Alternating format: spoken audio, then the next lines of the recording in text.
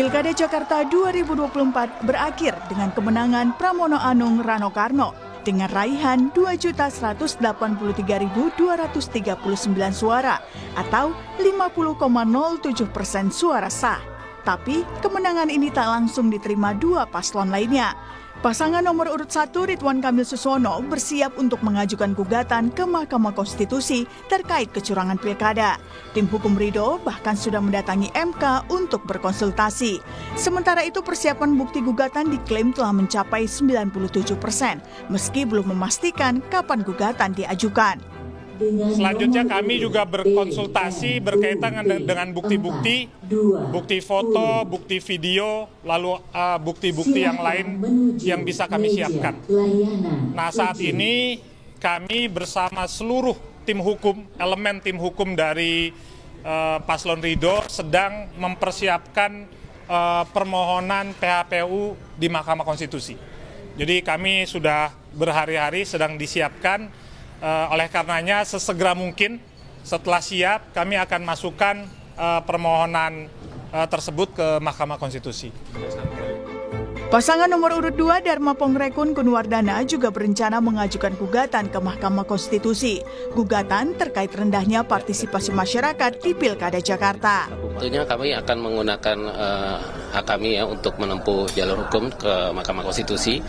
Kami saat ini dengan tim sedang mengkaji, ya tentunya yang pasti kami akan menitik tekankan pada partisipasi masyarakat. Apalagi kami dari tim independen yang mana kami berjuang itu bukan hanya saat kampanye, tapi dari sebelum kampanye kami sudah memberikan mengumpulkan dukungan gitu. Rencana gugatan yang akan diajukan dua paslon ke Mahkamah Konstitusi ditanggapi Ketua Tim Pemenangan Pramono Rano Prasetyo Edi. Dia mempersilahkan untuk maju ke MK, tapi meminta jangan sampai ada pihak yang mencari-cari kesalahan dengan hasil pilkada yang telah ditetapkan KPU Jakarta. Nah, itu hak dia, hak pasangan nomor 1. Nah, landasannya kan ada. Kalau dia memang tidak mau menerima hasil ini, ya silakan aja ke MK. Itu kan alurnya, tetapi jangan dicari-cari. Karena perbandingannya antara 1 dan 3 itu hampir 10%, Bos. Lalu bagaimana akhir dari Pilkada Jakarta? Apakah pemenang akan ditetapkan setelah beradu bukti di Mahkamah Konstitusi?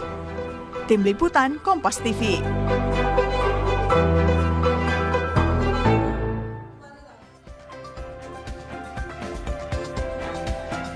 Pilkada Jakarta 2024 memang sudah berakhir dengan kemenangan Pramono Anung Rano Karno dengan raihan 2.183 lebih suara atau 50,07% suara sah. Tapi kemenangan ini tak langsung diterima oleh dua paslon lainnya. RK Suswono dan Dharma Kun berencana untuk menggugat ke Mahkamah Konstitusi. Akankah pemenang akan ditetapkan setelah beradu bukti di Mahkamah Konstitusi? Kita akan bahas soal ini bersama dengan sejumlah narasumber di pagi hari ini. Sudah ada dari sambungan Zoom, anggota tim hukum Dharma Kun. Sudah ada Mas Antoni James Harahap. Selamat pagi, Mas Antoni. Mas Antoni? Selamat pagi. Selamat pagi. Oke, kemudian juga di studio ada anggota tim hukum dari pasangan Pramono Rano, sudah ada Mas Birawa J. Arifi. Selamat pagi, Mas Birawa. Oke, kemudian juga ada Hakim Mahkamah Konstitusi periode 2003 hingga 2009, sudah ada Pak Marwarar Siahaan. Selamat pagi, Pak Marwarar. Selamat pagi. Oke, kami juga masih menghubungi dari tim hukum pasangan Ridwan Kamil dan juga Suswono. Kami berharap bisa turut bergabung dalam dialog kita di pagi hari ini.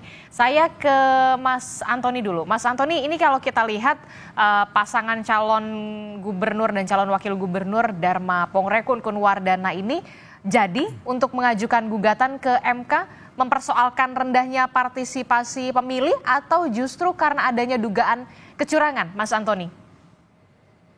Ya, seperti kami sampaikan kemarin ya, pasca hasil rekapitulasi bahwa kami dan tim sedang menyiapkan gugatan yang materinya masih sedang kami siapkan ke Mahkamah Konstitusi.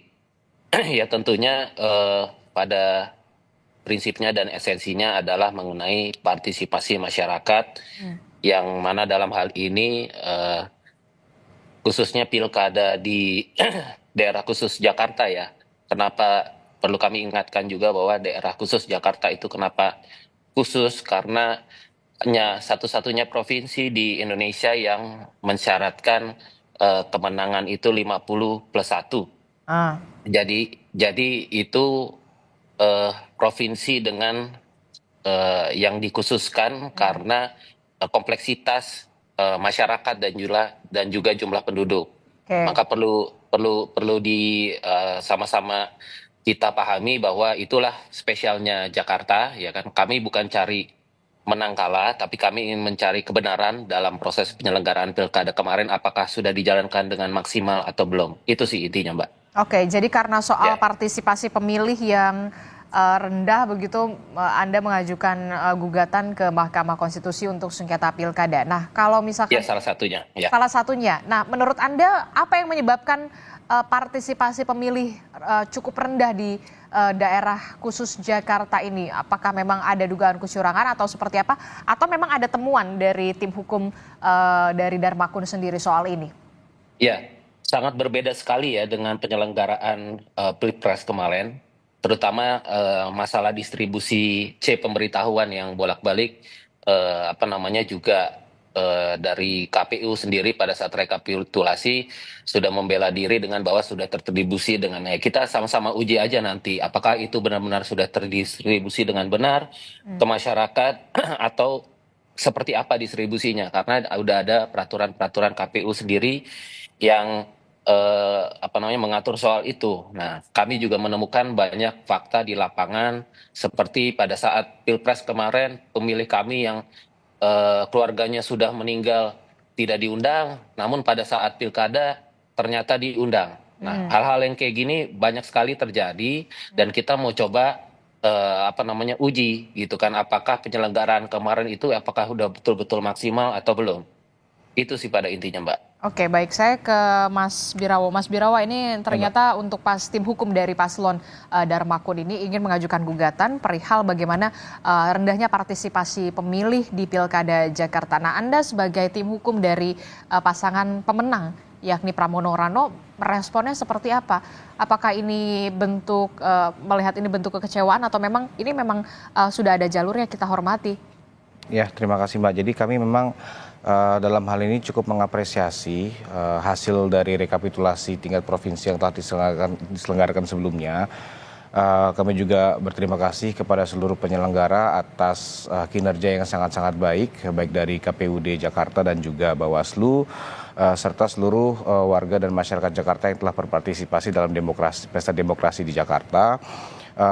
Namun pada prinsipnya di sini kami juga memahami dan menghormati apabila terdapat pihak-pihak tertentu khususnya dari para paslon lain yang merasa terdapat kerugian-kerugian atau hal-hal yang sekiranya itu perlu diajukan upaya hukum ke Mahkamah Konstitusi.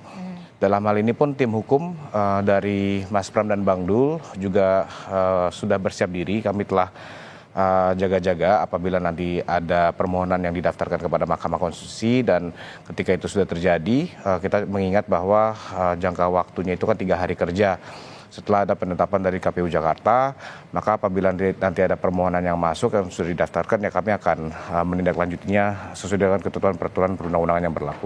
Apa yang ingin atau sudah dipersiapkan begitu? Kalau kita lihat kan paslon 1 dan juga 2 ini sudah mempersiapkan temuan-temuan bukti-bukti begitu ya untuk dimajukan atau dilaporkan atau disertakan ke Mahkamah Konstitusi. Nah, kalau untuk pasangan Pramono Rano ini seperti apa? Ya, jadi salah satu bentuk keseriusan dari Mas Pram dan Bang Dul dalam mengikuti kontestasi pilkada ini adalah membentuk tim hukum dan advokasi yang serius. Di sini tim hukum kami sudah sangat siap dan matang, sudah dibentuk. Terdapat berbagai dan banyak advokat-advokat senior dan tokoh-tokoh nasional yang hadir dalam komposisi tim kami. Jumlahnya? Puluhan. Puluhan, oke. Yes, dalam surat kuasa nanti ada puluhan. Banyak yang mengusulkan menawarkan diri.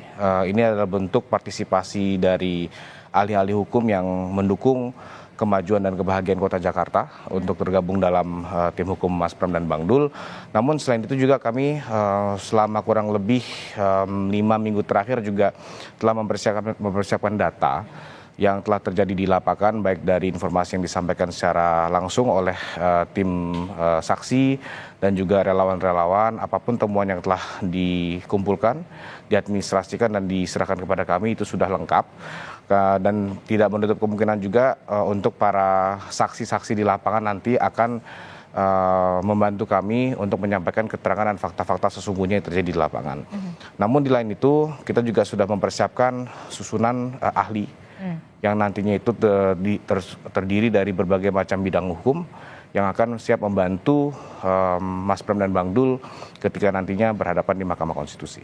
Oke, kalau misalkan tadi tim hukum dari Dharma Kun mengatakan partisipasi pemilih kemudian rendah begitu ya dibandingkan dengan pilkada atau pilpres sebelumnya begitu, karena salah satunya adalah form C6 ya, betul ya, Mas Antoni ya? Form C6 ya, yang kemudian banyak juga yang menurut Anda tidak terdistribusi dengan maksimal atau optimal. Nah, kalau Anda melihatnya akan mengubah secara signifikan atau bagaimana ini soal ini? Ya, kembali lagi tingkat partisipasi masyarakat dalam kontestasi pilkada itu tidak dapat mengubah hasil pilkada itu sendiri yang telah ditetapkan oleh KPU Jakarta.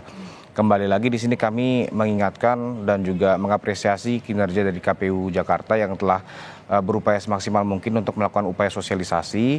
Kemarin juga saat rekapitulasi tingkat provinsi juga sudah ada statement dari KPU Jakarta bahwa seluruh undangan C6 ya pemberitahuan telah didistribusikan lebih dari 90% kepada seluruh warga Jakarta untuk beberapa kondisi-kondisi tertentu di mana terdapat warga-warga yang mungkin sudah meninggal dunia terus kemudian sudah pindah domisili tapi tetap di Jakarta karena C6-nya tidak dapat didistribusikan secara aktual ke domisili terakhir atau warga tersebut sudah pindah KTP.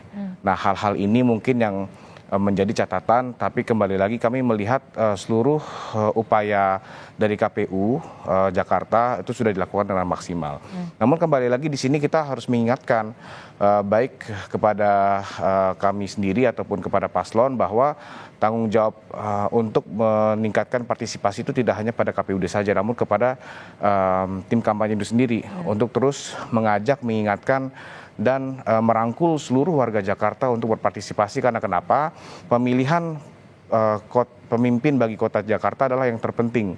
Karena sekali lagi kita menentukan nasib warga Jakarta dengan memilih pemimpin yang terbaik. Oke, saya ke Pak Marwarar. Pak Marwarar, Anda sebagai Hakim Mahkamah Konstitusi periode 2003 hingga 2009 melihat hal ini seperti apa? Apakah memang diperkenankan ketika memang ada gugatan sengketa pilkada soal bagaimana partisipasi pemilih yang rendah di salah satu wilayah begitu digugat KPU-nya dan segala macam. Apakah ini sudah masuk ranah ke Mahkamah Konstitusi atau bagaimana sebenarnya penjelasannya? Ya, saya kira rumus yang pertama tentunya meskipun nanti akan dipertimbangkan bersama pokok perkara adalah selisih perolehan suara itu formula yang ditentukan dalam Undang-Undang Pilkada itu pasal 153 untuk kota seperti Jakarta dengan jumlah penduduk lebih dari 12 juta atau lebih itu 0,5% selisihnya antara pemenang dengan mereka yang peserta lain. Oleh karena itu lepas dari situ kalau melihat selisih dari suara yang diperoleh oleh pasangan nomor 2 dengan nomor 3 itu saya kira sangat jauh dan mungkin tidak memenuhi nanti suatu formula yang disebutkan dalam Undang-Undang Pilkada itu.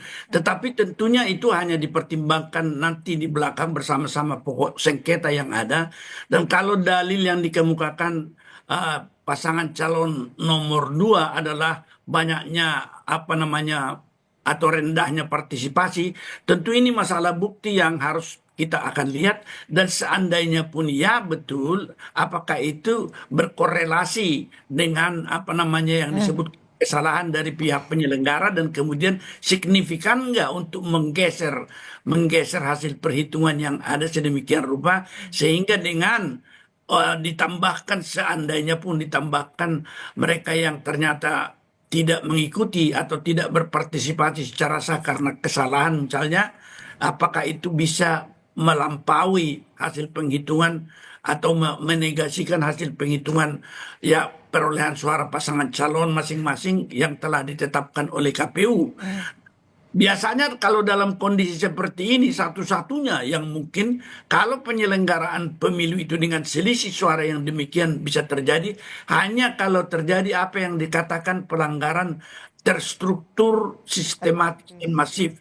Jadi kalau bisa kita buktikan bahwa struktur pemerintahan yang dari atas sampai ke bawah dipergunakan dengan satu sistem misalnya, apakah itu apa namanya itu bantuan sosial, bansos, amplop dan lain sebagainya.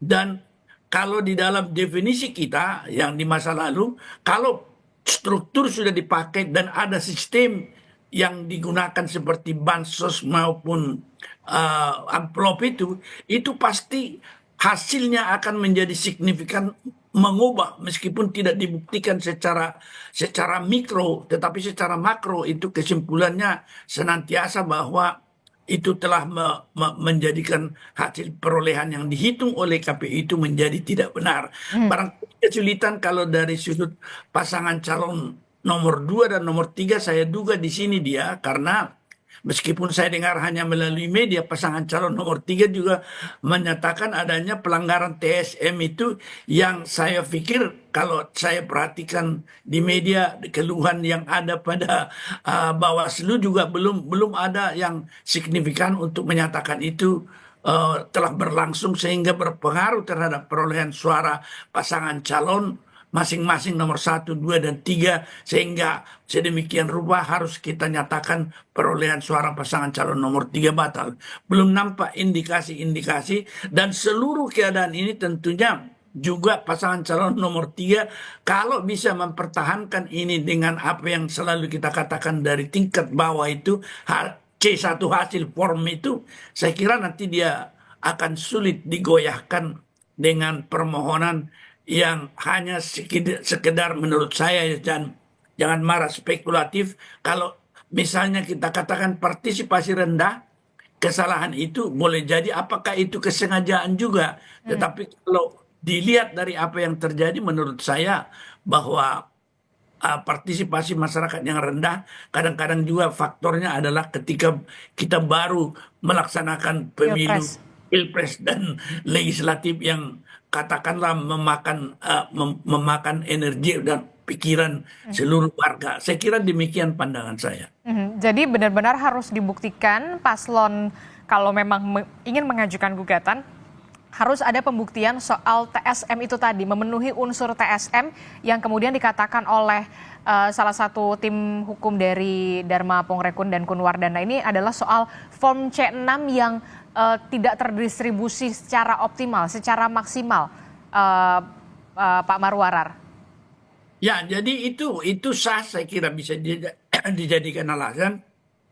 Tetapi untuk membuktikan nanti atau untuk melihat hasilnya, signifikansinya dengan pengaruh perolehan suara dan pembuktian apakah memang itu adalah kesengajaan atau kesalahan daripada penyelenggara itu tentu merupakan dua hal yang membutuhkan bukti-bukti yang agaknya akan mengalami kesukaran bagi tiap pihak yang mendalilkan seperti itu. Tetapi satu-satunya yang bisa menggeser dalam perolehan suara seperti ini yang gapnya jauh, barangkali formula yang disebutkan pasal 153,5% itu untuk perolehan suara, selisih perolehan suara antara pasangan calon, maka menurut saya kesulitan itu hanya bisa diterobos melalui jika ada indikasi dan bukti-bukti pelanggaran TSM ya. Tadi Anda sebutkan itu soal money politik dan juga pembagian bansos dugaan. Saya kira itu. Jadi kalau ini bisa dibuktikan ya oke, kita akan melihat itu. Tetapi juga tentu saja pihak pasangan calon 1 dan 3 atau dua, tiga itu tentu memiliki juga kontrabukti nanti yang menyatakan hal yang sebaliknya. Jadi saya kira ini adalah adu bukti. Tetapi lepas daripada itu, kalau melihat selisih perolehan suara, mungkin agaknya itu tidak memenuhi formula yang disebutkan legal standing untuk mencoba memohon membatalkan hasil perolehan pasangan calon nomor 3 dengan selisih yang ditentukan oleh Undang-Undang Pilkada. Saya kira demikian. Oke, respon Anda Mas Antoni mendengar apa yang sudah dijelaskan oleh Pak Marwarar seperti apa? Anda dan juga tim tampaknya harus bekerja ekstra keras begitu untuk membuktikan setidaknya adanya dugaan terstruktur, sistematis dan juga masif atau TSM yang salah satu contohnya misalkan dugaan money politics dan juga dugaan pembagian bansos gitu. Kalau memang soal form C6 yang tidak terdistribusi dengan baik kok rasa-rasanya agak kurang begitu kalau menurut Pak Marwarar. Silahkan.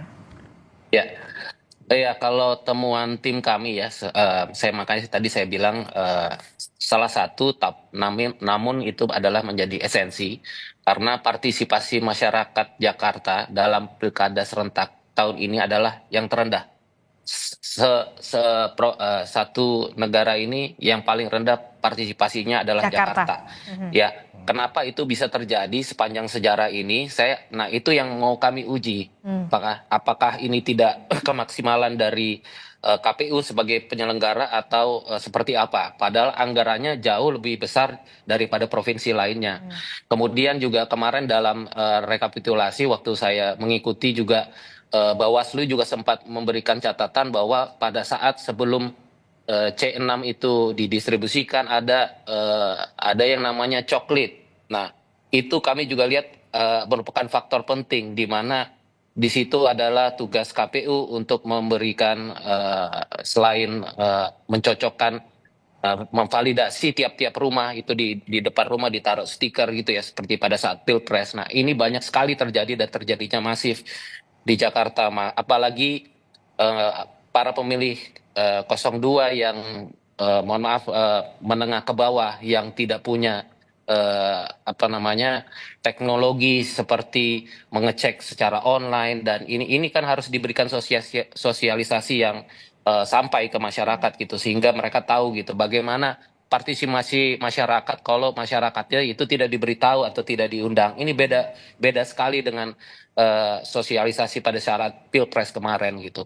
Kalau dibilang tingkat partisipasi masyarakat rendah tidak mempengaruhi, tapi faktanya jumlah suara golput itu jauh lebih banyak dari pemenang Pilpres. Pemenang Pilkada Jakarta ini gitu. Ada sekitar hampir 4 juta suara ini yang hilang. Nah, ini menjadi tanggung jawab siapa gitu kan. Ini yang mau kita uji di Mahkamah Konstitusi ya. Walaupun kami juga mengetahui bahwa pasal 153 mengenai selisih suara itu kami sangat aware dan kami juga sekali lagi kami 02 tidak mencari menang kalah tapi kami mencari kebenaran dan keadilan di sini. Apakah penyelenggaraan kemarin pilkada ini sudah berjalan secara maksimal yang dilakukan oleh penyelenggara? Pada prinsipnya itu sih dari kami.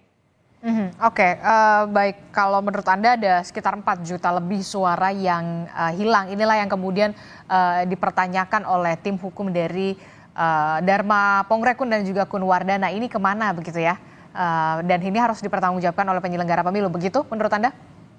Ya jelas, itu kan sudah ada aturan mengenai pendistribusian C6 itu dalam peraturan KPU sendiri. Kalau misalnya undangan orang yang nggak ada, kemudian harus dititip ke siapa, dan itu udah harus ada tanda terima, foto, dan segala. Pada saat rekapitulasi kemarin, mereka hanya menunjukkan beberapa aja gitu. Sedangkan di dalam peraturan KPU sendiri, itu sudah diatur, dan itu legit, dan harus sampai kepada orangnya itu masing-masing. Nah, faktanya saya pun sebagai warga negara tidak mendapatkan itu ya. Untungnya saya mengecek secara online dan kami mengejar sendiri. Tapi untuk masyarakat yang tidak mengerti ini, bagaimana pertanggungjawabannya? Itu seperti itu. Dan kami nggak ada tuh di depan rumah kami ada stiker coklit pemutahiran data dan segala macam. Dan lucu, pada saat Pilpres kemarin datanya cukup update gitu kan. Ada keluarga yang meninggal tidak diundang. Nah, tapi sekarang pada saat pilkada yang berjalan baru ini ternyata yang sudah meninggal diundang lagi. Nah, ini apa? Mutakhir datanya ini kenapa gitu kan? Apakah kita akan uji makanya di Mahkamah Konstitusi? Apakah ini dilakukan memang secara terstruktur, sistematis dan masif? Nah, ini yang mau kita uji. Itu makanya Dan salah inilah satunya. yang juga menjadi PR Anda sebagai tim hukum Dharma Pongrekun dan juga Kun Wardana untuk membuktikan temuan-temuan itu jika memang ada unsur TSM di situ, begitu kan ya? Ya, dan di situ kan nanti akan terbuka semua kalau memang KPU sudah menyelenggarakan pilkada ini dengan baik, ya pasti kan distribusi C6 itu akan dikasih lihat nanti semuanya. Maka kita akan uji di sana gitu. Respon Anda, Mas Birawa? Ya, sekali lagi kami menghormati dan menghargai apabila terdapat pendapat atau hal-hal yang dirasa kurang sesuai dengan harapan dari masing-masing paslon tertentu.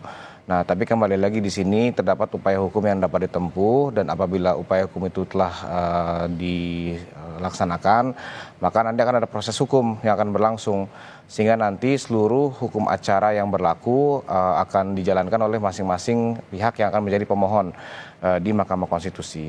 Tapi mungkin ada beberapa hal yang memang perlu saya tanggapi tentang statement dari rekan saya dari tim Paslon 02. Mungkin di Jakarta itu bukan terendah kali ya tingkat partisipasinya, karena berdasarkan data dan fakta terdapat daerah-daerah lain yang tingkat partisipasi itu jauh lebih rendah. Misalnya di Sumatera Utara dan juga di Sumatera Barat. Itu bisa dicek, memang Jakarta itu tingkat partisipasi itu bukan paling rendah, dan kalau sana dilihat ya ini kita cukup lumayan tinggi. Karena tingkat partisipasi di Jakarta itu kalau nggak salah sudah mencapai 57,6%. Sehingga itu sudah lebih dari mayoritas penduduk warga Jakarta yang telah memilih dan berpartisipasi di Pilkada Jakarta. Namun berikutnya hal yang mungkin kita harus pahami dan cermati bersama-sama adalah ketentuan tentang undangan C6 pemberitahuan. Kita sangat jelas dan sudah paham betul, kita sesama ahli hukum harus menegaskan bahwa C6 itu bukan merupakan persyaratan untuk memilih. Karena kenapa? Terdapat suatu mekanisme yang telah disediakan oleh peraturan perundang-undangan dan juga difasilitasi oleh KPUD ketika nantinya itu terdapat warga-warga yang mungkin tidak mendapatkan undangan C6, mereka tetap dapat memilih dengan menggunakan KTP. Itu sudah sangat-sangat jelas, karena berdasarkan data itu terdapat lebih dari 18.000 warga Jakarta yang telah mencoblos tanpa C6 tapi dengan menggunakan KTP. Dan apabila tadi ada statement terdapat masyarakat yang mungkin tidak memiliki atau terbatas akses untuk contohnya mengecek di cek DPT online yang disediakan oleh KPU, itu pun juga saya rasa apabila orang tersebut memang betul-betul mau memilih, mereka tinggal datang ke TPS-nya saja. Karena kenapa? Itu semua sudah difasilitasi dengan baik oleh KPU Jakarta dan juga oleh KPPS tempat. Sehingga kita melihat bahwa ini seharusnya tidak ada hal-hal yang merugikan pemilih, khususnya warga Jakarta. Dan warga Jakarta telah memilih pemimpin yang dipercayai dapat memajukan dan membuat warganya bahagia, yaitu Mas Pram dan Bang Dul. Oke, singkat saja Mas Antoni soal ini. Ya, tentunya makanya nanti kita sama-sama uji ya. Karena temuan kami adalah distribusi C6 itu artinya wajib dan dilakukan dan distribusikan dengan baik oleh KPU kepada masyarakat, dan di situ sudah ada diatur tanda terimanya, harus ada foto, dokumentasi. Nah, kata-kata wajib inilah yang perlu kita sama-sama uji, ya kan? Apakah KPU sudah melakukan tugasnya dengan maksimal? Itu. Oke, nanti kita akan lanjutkan lagi perbincangan kita soal bagaimana Pram Rano Benang, RK Suswono dan juga Dharma Kun mengajukan gugatan ke Mahkamah Konstitusi. Benarkah soal partisipasi pemilih yang rendah ini bisa dibuktikan oleh kedua paslon, antara paslon RK Suswono dan juga Dharma Pongrekun untuk bisa melaju ke tahap selanjutnya, yakni untuk sengketa pilkada? Tetaplah bersama kami di Sapa Indonesia Pagi. Kami akan kembali usai jeda.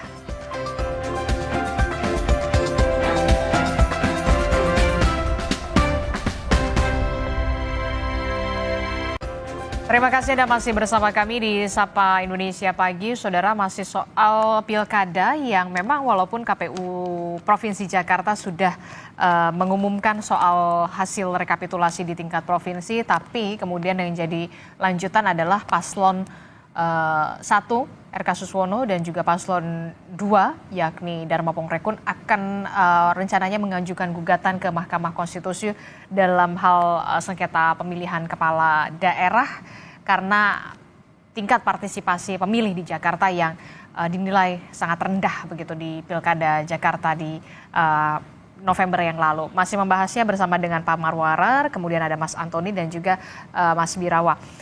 Saya ke Pak Marwarar. Pak Marwarar, jadi di masa kepemimpinan Anda dulu pada saat menjadi Hakim MK periode Anda, apakah pernah kasus semacam ini soal partisipasi pemilih yang rendah ini dilanjutkan untuk diproses gugatan sengketa pilkadanya? Saya kira di masa lalu itu yang terjadi adalah protes sebelum pelaksanaan pemilu itu ketika banyak pimpinan-pimpinan partai termasuk juga tim-tim sukses di Pilpres gitu yang mengamati bahwa DPT itu sama sekali tidak boleh dikatakan menggambarkan pemilih yang sah yang bisa tercakup di dalam DPT itu. Padahal di masa lalu setiap orang yang bisa berhak ke kotak suara memilih ditentukan harus terdaftar dalam daftar pemilih tetap itu. Nah, ketika ini diajukan, inilah putusan MK pada waktu itu yang sangat mepet betul waktu itu. Kemudian MK mengeluarkan suatu putusan yang menyatakan aturan seperti ini inkonstitusional dan menyatakan hak pilih itu adalah hak konstitusional yang tidak bisa dihambat. Oleh karena itu, kalau dia memang sah warga negara Indonesia, dia bisa menunjukkan dua hal saja, yaitu dengan membawa KTP saja dengan didukung KK atau paspor kalau di luar negeri, cukup bagi mereka untuk melaksanakan hak pilihnya. Inilah yang menjadi pedoman kemudian yang berlaku sampai sekarang. Yang kedua, saya akan nyatakan juga di sini bahwa di dalam perselisihan hasil pemilu seperti ini, kalau apa yang dikatakan formulir C6 itu seharusnya tadinya kalau itu memang bisa kita komplain atau sah, sudah harus disampaikan kepada Bawaslu atau SLU yang merupakan pihak yang menyelesaikan sengketa proses. Jadi ketika di Panwaslu kalau memang signifikan ini tetapi tidak dilaksanakan, itu boleh dibawakan baru ke MK. Saya kira tahap-tahap itu untuk menyatakan bahwa sengketa proses ada di Panwaslu atau Bawaslu, sedang sengketa hasil ada di MK. Tetapi tidak menutup kemungkinan bahwa sengketa proses yang tidak ditangani dengan baik oleh Bawaslu itu akan boleh juga dibawa ke MK. Jadi di sini akan ada ukuran yang disebutkan TSM itu. Saya kira demikian. Oke, tapi kalau untuk pasangan Dharma Kun ini, apakah sebelum ingin mengajukan gugatan ke MK soal form C6 ini, apakah sudah dilaporkan tidak sengketa prosesnya ini ke Bawaslu, atau memang sudah diajukan atau sudah dilaporkan tapi memang tidak ada tanggapan soal ini, Mas Antoni? Ya, memang kami dari tim 02 ya, kami karena berangkat dari tim independen ya, yang mana kami juga punya keterbatasan saksi-saksi gitu pada saat rekapitulasi berjenjang ini. Jadi memang dari kami memang sangat sedikit catatan untuk kami dari 02 untuk melapor ke Bawaslu. Makanya pada saat rekapitulasi akhir kemarin, pada saat saya hadir gitu kan, banyak ya informasi-informasi, artinya temuan-temuan dari pasangan lain yang kami lihat Bawaslu tidak rekomendasi dari mereka ini tidak ada yang belum dijalankan oleh KPU gitu, yang sifatnya harusnya segera dilakukan gitu. Bahkan sampai pada saat akhir kami melihat tidak ada satu tindakan administratif pemilu yang dilakukan gitu. Kami makanya melihat sebagaimana KPU sudah statement bahwa tidak ada zero pemungutan suara ulang gitu kan dengan itu. Nah, ini kami justru menanyakan kenapa, padahal kejadian Pinang Ranti jelas-jelas itu sudah indikasinya jelas. Mungkin ada, kami makanya pingin uji gitu. Apakah ini ada sangkutannya dengan distribusi C6 tadi? Kan Tapi itu artinya tim hukum dari Darmakun belum melaporkan soal form C6 ini ke Bawaslu sebelumnya. Ya, karena kami pada saat rekapitulasi akhir kami baru menemukan temuan-temuan berupa yang tadi pada saat itu tidak ada laporan mengenai C6 yang terdistribusi ini dengan tanda terima dan foto. Pada saat rekapitulasi pada saat akhir baru kami tahu bahwa banyak itu yang distribusinya yang tidak menunjukkan bukti dari KPU sendiri gitu. Apa goalsnya nanti ketika paslon atau tim hukum dari Dharma Pongre Kun Wardana ini, PSU pemungutan suara ulang, pembatalan pengumuman rekapitulasi tingkat provinsi, atau seperti apa goals Anda dari tim hukum? Ya, sebagaimana tadi kami sampaikan bahwa tim 02 ini bukan mencari menang atau kalah ya. Kami juga ingin memberikan pembelajaran politik ke depannya, karena kami ini berangkat dari tim independen di mana kami ini berjuang bukan hanya pada saat kampanye, tapi dalam sebelum melakukan pencalonan kami juga sudah mengumpulkan dukungan. Ini suara-suara ini yang ingin kami jaga, yang ingin kami kawal ke depannya untuk proses pembelajaran ke depan dan untuk pembenahan politik ke depan supaya hal-hal seperti ini tidak terjadi lagi yang kami rasakan. Itu aja. Kalau misalnya goalsnya apakah nanti pemungutan suara ulang atau tidak, nanti kita sama-sama lihat pada saat kami mengajukan. Oke, tapi ada tuntutan untuk pemungutan suara ulang? Nanti kita lihat, masih dikaji oleh tim kami. Oke, masih dalam kajian soal ini. Kalau dari Pak Marwarar, peluangnya seberapa besar begitu untuk bisa kemudian ini dilanjutkan untuk diproses soal sidang sengketa pilkada ini, soal partisipasi pemilih di Jakarta yang cukup rendah? Kalau dari sepengalaman Anda sebagai hakim MK. Ya, jadi dinamika yang harus ada nanti di MK itu tentu saja harus ada respon atau tanggapan dari penyelenggara lebih dahulu. Dan kemudian kalau memang komplain atau pengaduan-pengaduan itu ada yang dimasukkan kepada Bawaslu tetapi tidak direspon, itu tentu bisa kita angkat menjadi sengketa yang prosesnya yang mempengaruhi hasil. Tetapi tetap juga bahwa ketika putusan MK di masa lalu tentang ini telah merubah hak memilih itu bukan hanya didasarkan C6 itu saja, tetapi kalau penduduk itu warga negara RI yang sah sebagai hak konstitusi, tidak boleh dihambat-hambat itu. Oleh karena itu tentu saja di dalam satu demokrasi memang dibutuhkan apa yang dikatakan inisiatif sendiri dari para rakyat yang ikut dalam pesta demokrasi seperti itu. Tetapi kemudian kalaupun misalnya ini akan dibawakan ke MK, tentu saja nanti signifikansi yang bisa potensi signifikansi mempengaruhi hasil tentu juga menjadi suatu pertimbangan dari hakim MK nanti untuk bisa mengangkat ini menjadi suatu putusan yang dibawa ke dalam pokok, sehingga mungkin menurut saya nanti kalau tidak bisa dibuktikan dengan proses sengketa proses yang sudah ada dan bukti yang lain, maka biasanya dinyatakan gugatan seperti itu menjadi tidak dapat diterima atau niet ontvankelijk verklaard. Itu yang bisa saya tanggapi. Oke, saya ke Pak Mas Birawa. Memang sayang sekali begitu ya, kita sudah mengundang dari tim hukum Ridwan Kamil dan juga Suswono yang juga kita harap juga bisa ikut bergabung dalam dialog di pagi hari ini. Karena memang, kenapa saya mengatakan seperti itu, karena memang perbedaan suara antara tim RK Suswono ini 10% begitu, yang kemudian dalam tanda kutip mungkin bisa menjadi kepercayaan diri dari tim hukum atau tim dari RK Suswono ini untuk bisa melajukan adanya perbedaan suara yang cukup signifikan. Nah, Anda menanggapnya gimana? Karena perbedaannya tipis banget loh ini. 10% itu nggak tipis loh, Mbak. Itu sangat-sangat jauh. Karena kan kembali lagi berdasarkan ketentuan peraturan kita dan juga di hukum acara MK terdapat syarat ambang batas yang harus dipenuhi agar suatu permohonan itu dapat memenuhi syarat-syarat formilnya. Itu satu. Tadi sudah disampaikan juga oleh Pak Marwarar ketentuan tersebut.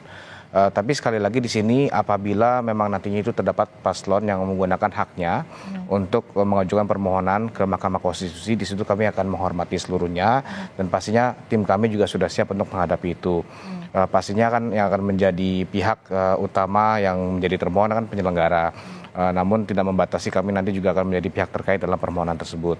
Tapi sekali lagi di sini kami dari Paslon 03 juga sangat mempercayai independensi dan integritas Mahkamah Konstitusi serta para hakim-hakim yang mulia di Mahkamah Konstitusi sehingga nanti proses yang berlangsung kami juga yakin akan berlangsung dengan baik.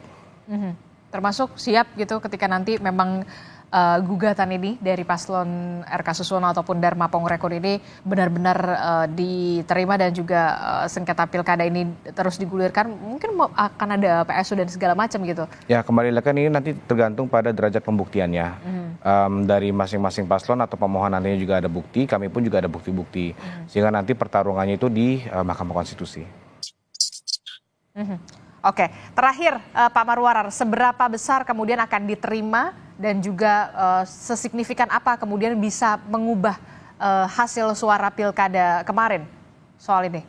Ya, kalau saya lihat formula yang ada tentang ambang batas, pasangan nomor 2 dan nomor 3 juga kalau dari sisi itu saja, saya kira ya agak sedikit tipis harapannya begitu, tanpa memperkecil semangat daripada para pihak. Tetapi kalau memang ada suatu bukti-bukti yang cukup, misalnya bahwa pelanggaran TSM itu bisa dibuktikan, meskipun selisih suara yang ditetapkan oleh KPU itu begitu jauh jaraknya, maka itu bisa diterima. Karena itu selalu kita menganggap bahwa struktur yang dipakai dalam pemilu dengan menggunakan sistem apa yang dikatakan itu amplop maupun bansos, hasilnya pasti mempengaruhi secara sangat signifikan. Oleh karena itu biasanya kita terima itu kalau di masa lalu, sehingga kita bisa mengatakan itu pemilu itu tidak sah atau pihak yang menang dinyatakan tidak sah, kemudian pihak yang kalah atau pasangan selanjutnya akan naik ke posisi itu. Saya kira inilah sebenarnya suatu proses pembuktian terakhir yang dimiliki setiap pasangan yang ingin menyatakan kebenaran daripada hasil penghitungan suara itu untuk bisa menjadi dasar dia memperoleh kursi itu secara sah. Saya kira ini yang harus diperhatikan betul. TSM boleh pakai sebagai alat untuk meskipun selisih suara itu sangat melampaui ambang batas yang ditentukan undang-undang pilkada, itu sama sekali bisa tidak relevan kalau bisa kita katakan bahwa struktur pemerintahan campur tangan dan kemudian dia menggunakan sistem apakah itu bansos, amplop dan lain sebagainya atau tekanan, itu bisa kita anggap itu hasilnya pasti signifikan. Saya kira ini yang menjadi formula yang dipakai di masa lalu. Mudah-mudahan di masa ini juga tetap akan diterima. Terima kasih lah. Oke, terakhir Mas Antoni. Jadi dalam tahap ini tim hukum sedang mengumpulkan temuan-temuan yang tadi dikatakan Pak Marwarar harus TSM tadi, dan rencananya kapan ini akan segera mengajukan gugatan atau mengajukan gugatan ke MK soal sengketa pilkada ini, Mas Antoni? Ya, kami masih punya waktu ya hingga besok. Perhitungan kami masih punya waktu sampai besok. Tapi pada intinya dari 02 kami mau menggunakan hak kami untuk menguji penyelenggaraan Pilkada Jakarta kemarin di Mahkamah Konstitusi apakah sudah berjalan secara maksimal atau tidak. Yang salah satu yang menjadi prinsip itu adalah mengenai distribusi C6. Kami juga sudah mengumpulkan beberapa jurisprudensi putusan Mahkamah Konstitusi di mana distribusi C6 ini juga pernah menjadi objek pada saat pileg kemarin, dan itu akan menjadi salah satu rujukan kami kenapa kami percaya diri untuk ini akan setidaknya nanti dipertimbangkan untuk diterima di Mahkamah Konstitusi. Ya, tentunya kami ini juga menjadi pembelajaran dan keterbukaan bagi pemilih 02 yang tentunya suara mereka walaupun sangat kecil dibandingkan paslon yang lain, tapi kami juga dari survei sampai akhirnya pada pencoblosan itu juga angkanya cukup signifikan. Jadi kita tidak tahu apakah nanti setelah ini apakah ternyata ada suara-suara yang ada kemungkinan potensi ke kami, itu yang kita juga perlu kita uji gitu kan. Itu juga bentuk tanggung jawab kami kepada para pemilih. Dan bentuk ikhtiar juga ya, salah satu bentuk ikhtiar juga ya, Mas Antoni ya. Iya. Oke. Ya kita lihat, Mbak. Ya. Oke, berarti besok rencananya akan melapor atau gimana? Ya kita masih punya waktu sampai besok ya, mungkin bisa hari ini, bisa besok ya kan, kita nanti sama-sama lihat. Oke, kita akan tunggu untuk tim hukum dari Dharma Pongrekun Kunwardana masih punya waktu hari ini dan juga sampai besok, termasuk juga dari tim hukum Ridwan Kamil Susono yang memang sedari semalam sampai pagi ini masih terus dihubungi tapi belum terkonfirmasi. Sayang sekali, padahal kita berharap dialog kita juga bisa dihadirkan dari tim RK dan juga Suswono begitu ya. Tapi terima kasih untuk perbincangannya di pagi hari ini, Mas Antoni, Pak Marwarar, terima kasih, dan juga Mas Birawa, terima kasih sudah ke studio. Dan tentu saja kalau memang ini akan bergulir ke Mahkamah Konstitusi dan diterima gugatannya untuk segera diproses, pastinya publik dan juga media tetap harus mengawal sampai akhir. Terima kasih Bapak-Bapak, sehat selalu. Assalamualaikum, selamat pagi.